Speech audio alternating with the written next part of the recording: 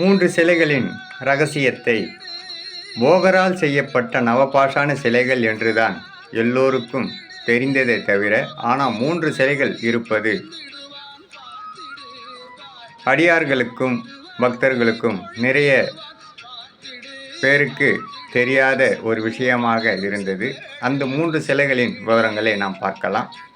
பிரம்மம்சமாக படைக்கப்பட்ட சிலை, மனிதர்களே நடமாட முடியாத இடத்தில் அச்சிலையை பிரதிஷ்டை செய்து வைத்தார் போகர். காரணம், இது சித்தர்களும் ஞானிகளும் தேவர்களும் வந்து வழிபடும் அம்சமாக, பிரம்ம அம்சமாக மதிக்கெட்டான் சோலை என்ற இடத்தில் இச்சிலை பிரதிஷ்டை செய்யப்பட்டது.